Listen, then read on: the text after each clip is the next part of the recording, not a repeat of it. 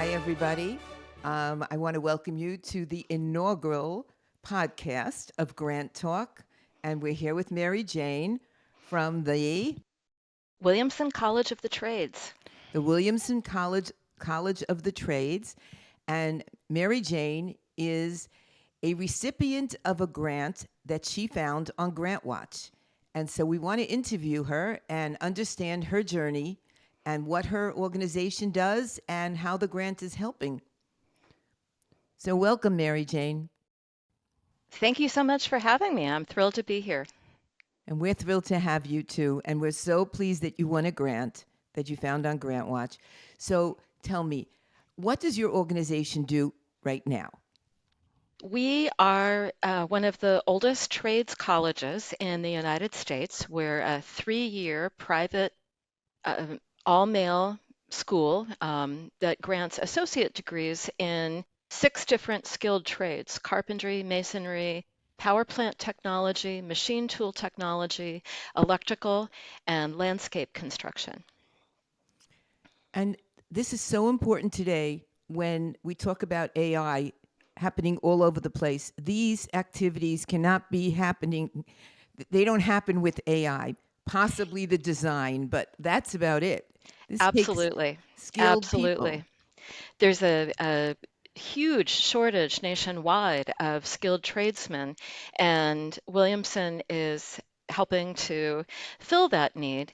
But one of the things that makes us unique is that Williamson recruits and serves only deeply disadvantaged young men and provides each one of them with a full scholarship that pays for their tuition, room, and board for them to earn an associate's degree and their working papers in one of the skilled trades. Wow. That is so needed and necessary today. Really. Absolutely. And where do you draw your students from? What locations? The college's campus is in Media, Pennsylvania, about 14 miles outside Philadelphia, and we draw about 90% of our students from the tri-state area around Philadelphia, Camden, New Jersey, Chester, Pennsylvania, Wilmington, Delaware, and surrounding areas. Most of our students, about 72% of them, are receiving Pell Grants, which are the federal funds designated for the most financially deserving undergraduates. And so most of our students are staying pretty close to home. Hmm. And do they have to have a high school diploma to enter your program? They do. They have to be a high school graduate. They have to be under 21 in order to enroll. We only serve it's all male, and we only serve students who are more or less of traditional college age. Hmm. And what if they don't have a high school diploma and they want to come to your program? What do they have to do? They need to earn a GED certificate, which is an equivalency to a high school diploma. And you don't offer that class. They have to take that prior to coming to you. Exactly, Hmm. And exactly. when is entrance? Like if they apply. We operate on a traditional academic year, so our students apply throughout the fall with a deadline in January, I believe.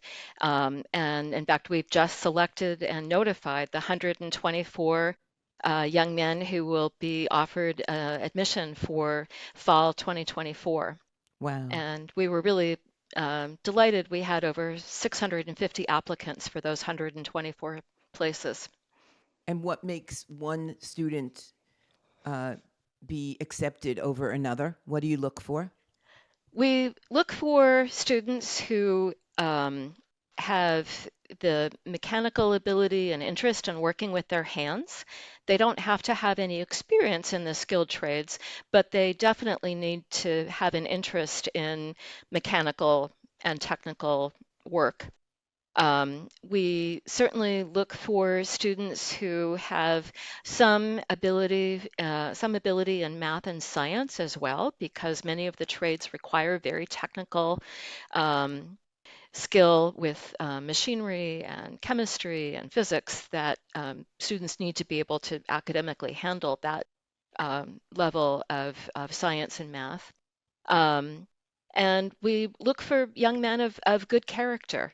Um, Williamson was founded in the 1880s on the idea that it would provide not only an academic and trade education to disadvantaged young men, but that it would build tradesmen who would have outstanding character. We have a very strict conduct code. We're a little bit of a throwback in the sense that we're probably one of the few colleges in the nation. We're drug and alcohol free, tobacco free campus, and students wear a coat and tie to class. Wow, I like that. I really do. Let's go back to the old way. Yes, I always believe if you come dressed for the beach, you're going to behave like you're at the beach and not at work.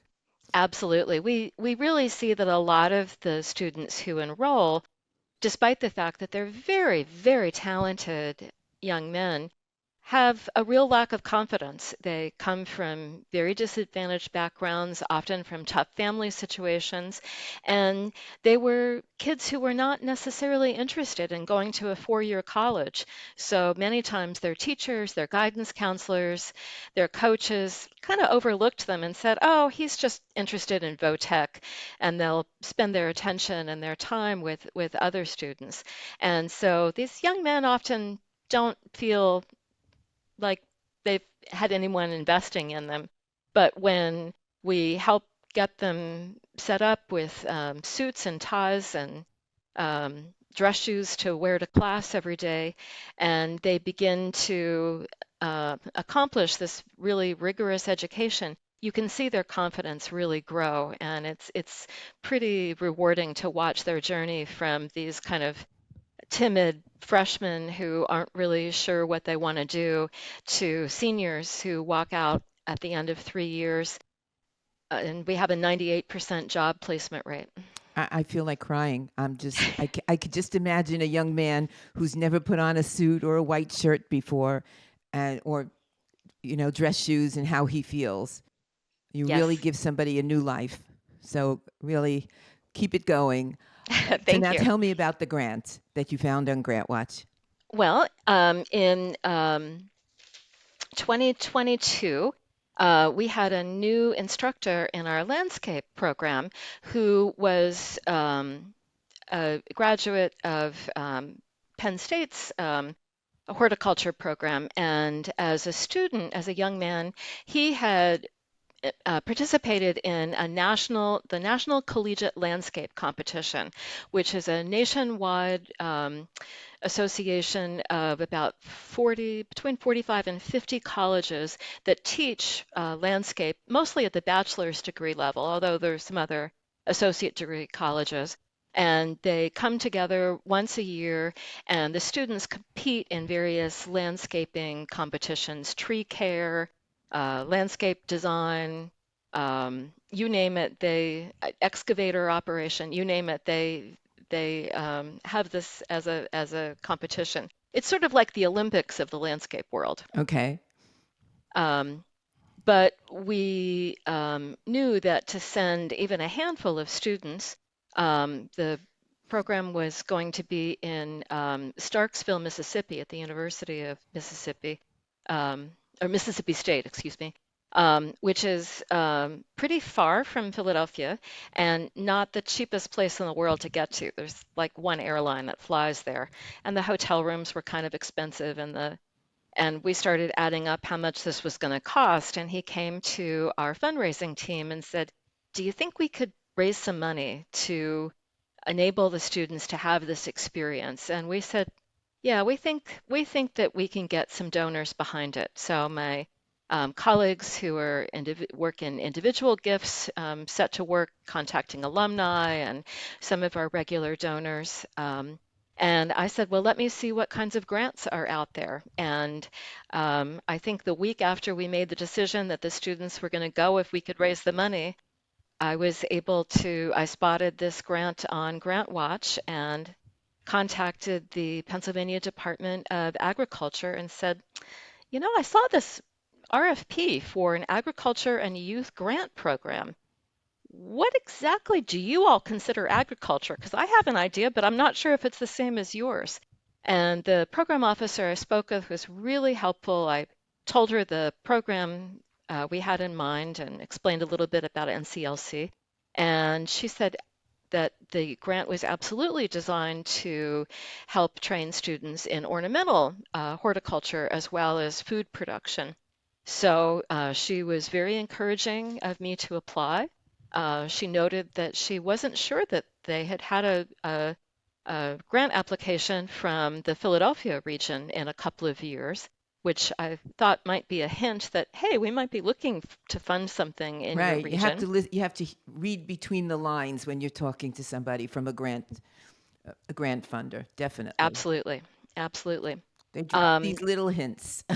no, no. And so we submitted the application. We did a little bit of advocacy. I recalled that a friend of my late father's had been with the Pennsylvania Department of Agriculture many years ago, and I sent him a note and said, "Any chance you're still in touch with anyone at the department?" And he said, "Well, as a matter of fact, I'm having lunch with the Secretary of Education next week. Wow. Why don't you send me the grant and I'll talk it up to him?" Hmm. And then, sure enough, about 8 weeks after we applied, we got a notice. It was confidential at that point, but we got a notice that our request for $7,500 had in fact been funded. So now, and did they go yet, or it's coming up? Yes, the competition was in March of 2023. And with this funding, we were able to send 21 students to Mississippi. And we had two young men come home with first place gold medals, and one student came home with a second place finish. Wow. That floored.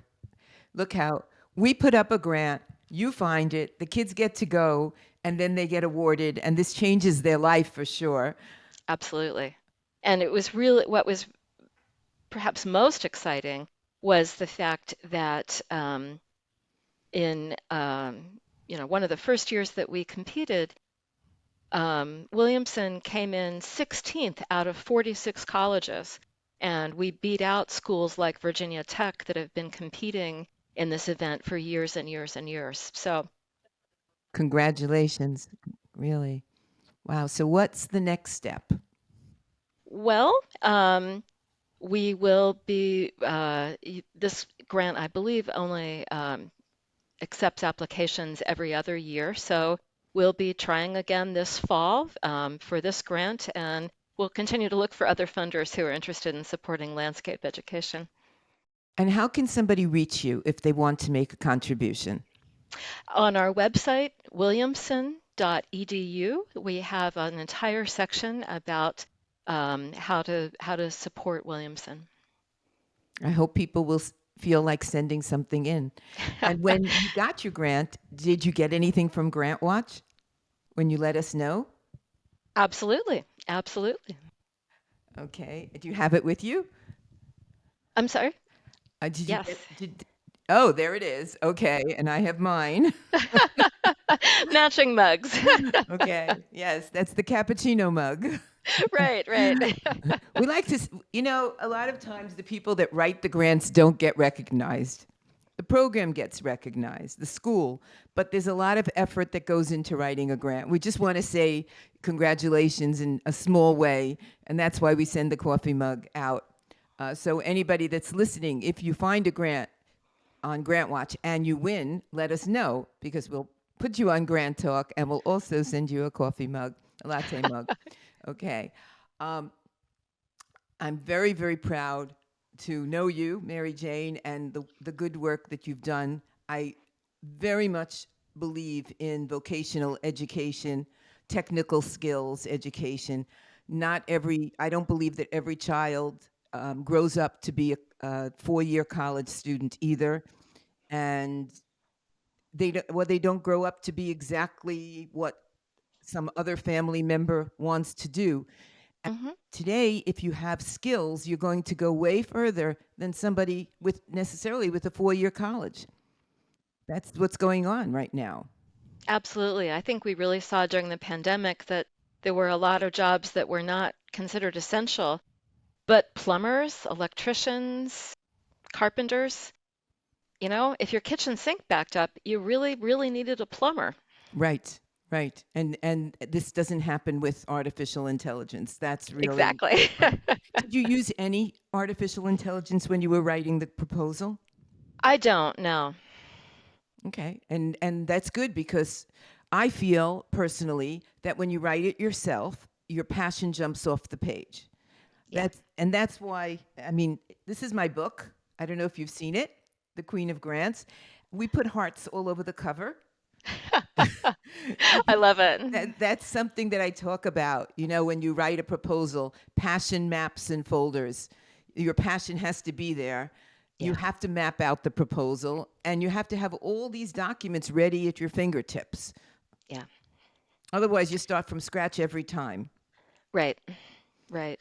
So, And it's really important to be able to translate something that can be pretty complicated into language that anybody can understand. right. Is there any tip that you want to give our listeners about writing a proposal?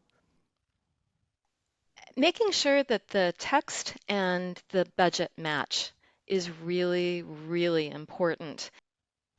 I'm volunteering at the moment to review some proposals for a local organization, and I read the description and read the budget and think, well, why do they have two hotel rooms that they don't talk about? Are they bringing people in from out of town? I don't know. And so many times I actually start with developing the budget and then work on the narrative and check off items in the budget to make sure that they've actually been woven through the story that I want to tell. And that's exactly, I show that in the book. That if you don't start with the budget, everything is going to be a mess. Because if you Yeah, start with the narrative, everything in the budget must be in the narrative. So you need to know what you need to run your program. And I absolutely. recall in the book when I started writing grants in the district office, my colleagues would click an adding machine and you'd hear that with the tape and they figured everything out right then and there. Then I'd see something in pencil, they'd scratch out, they'd start again. And I could still hear that adding machine. Then we moved on to Excel, of course. But Right, right. but the budget it's the whole foundation of any proposal. I mean, It what really would be is. the point of you writing that proposal if you didn't have enough everything you needed for the to have the children, I call them children, have the students get to Mississippi, right? Absolutely. So I'm really pleased and very happy to know you. And I love when I find that something we did at GrantWatch really developed into something and changed people's lives. So thank you. Well, And thank you it's for good. It's a joining great us. resource. So thank you. Okay. Bye bye. Bye bye.